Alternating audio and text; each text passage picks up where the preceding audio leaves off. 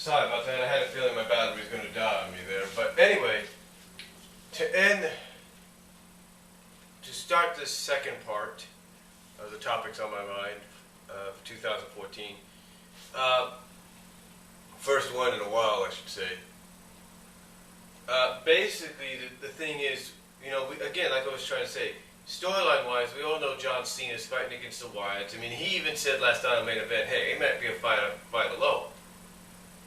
But practically, he's saying, look, no matter whether you like me or you don't like me, I'm not changing. I'm not going to change no matter what people want. No matter how much someone like a Bray Wyatt tries to break me down, tries to bring out this evil side of me, it's not going to happen because I'll never give up. I mean, he does acknowledge, sort of like in a storyline / work shoot, if you will, he does acknowledge that, yeah, things may change. The fans themselves may change. But basically, he's not going to. That he's going to be John Cena.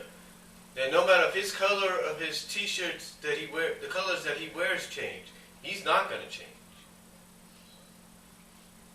And believe it or not, it seems, to me, it's so crazy with the WWE, you know? It's like, when John Cena does these kind of things, he basically gets cheered. He doesn't get booed, he gets cheered. And I don't understand it. And then it's like all these other times he goes up against the Wyatts, yeah, they get their cheers and all that because Bray's a very unique character. Let's not deny that. But you know, he's got all these. But yet, every week before pay-per-view, he still gets cheered in some sense. He gets that mixed reaction, but he gets some more cheers at times. Whether people like it or not. But it's almost like when you go to a pay-per-view, that's when he gets booed out of the building. You know, and you know that's what's funny about John Cena. It's like, no matter how many, it's like some people just cannot accept that no matter how much you want something to happen in life, it's not going to happen at times. It's not always going to go your way. I know there's a lot of pure wrestling purists out there, a lot of pure wrestling purist fans out there, hardcore pure wrestling, pro wrestling fans that want John Cena to turn heel, or they want John Cena to leave the business because he's not the best of the best. You know, I get that. You know, you want John Cena. I mean, to me, the only way you ever get behind John Cena is when he actually shows you he can go in that ring at times. But it's like when he doesn't show you and he gives you the 5 moves of doom, if you will, you're like, get out of here.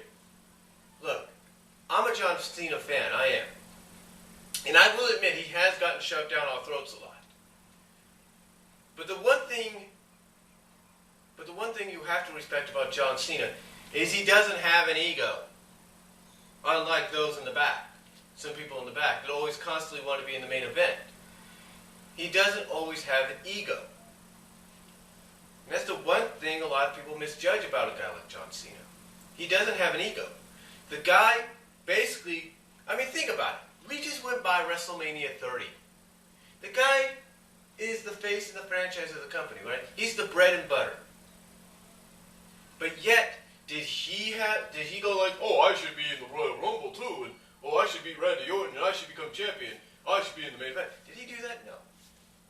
Instead, he decided, hey, I'll be the main event for the first hour. That's it. Yeah, did he go over? Yeah, he did. But you know what? It's not his call. Okay? Who's the ultimate caller to finishes there? Who's the ultimate caller? Vince McMahon. It's WrestleMania, guys. It was WrestleMania, guys. Who do you think Vince McMahon wanted to go over? John Cena. Why? Because that was his intention.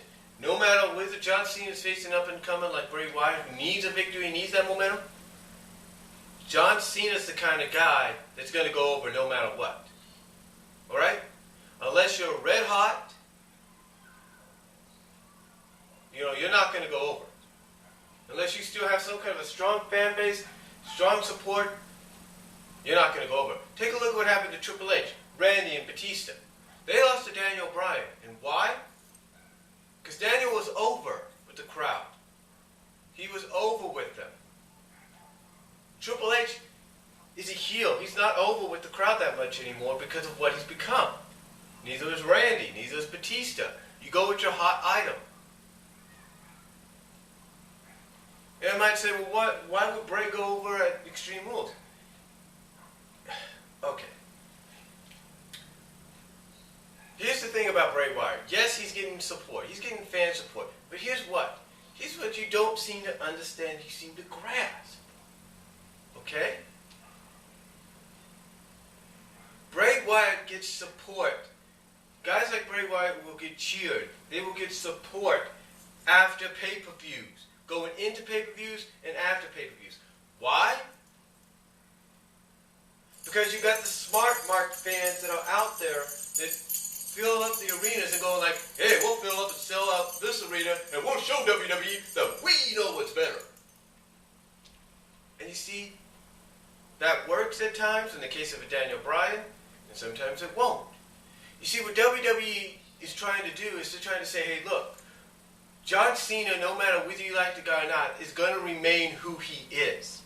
And if we do decide to turn heel, like Sean said on Sean's View Entertainment, it'll be when you least expect it.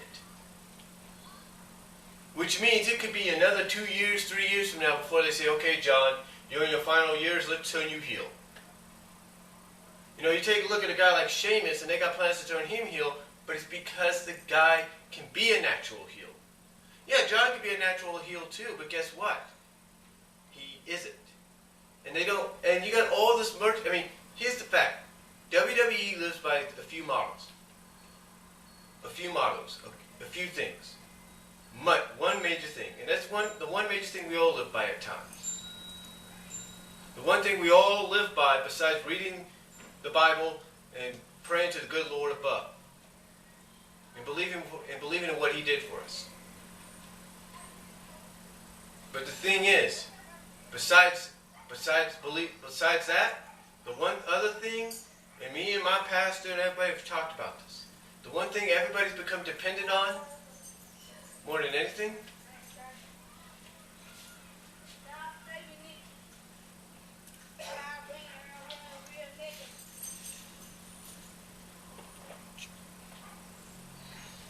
I apologize for that in the background. That was a couple going by.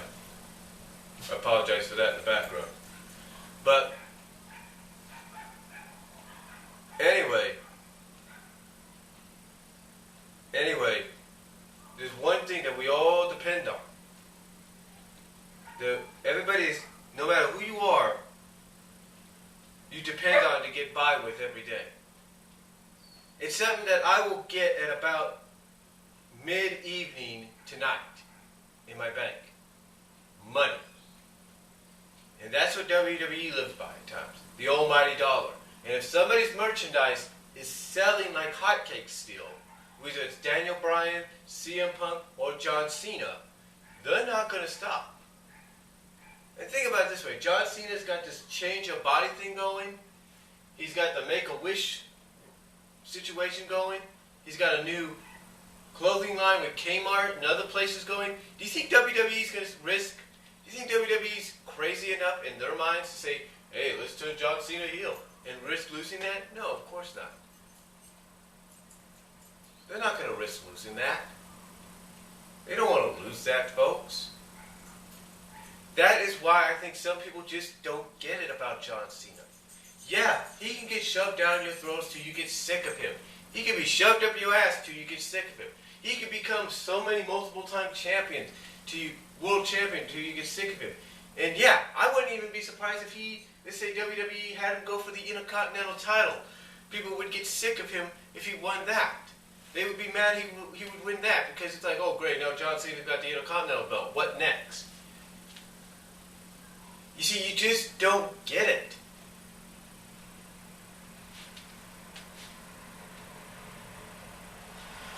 So you just don't get it. No matter how you feel about John Cena, He's never WWE until they make that decision. They're not going to change him. No matter how you feel about it, you just got to deal with it. So that's all I'm going to say, folks. And I'm out. Sorry this was in 2 parts. Comment down below. Peace out.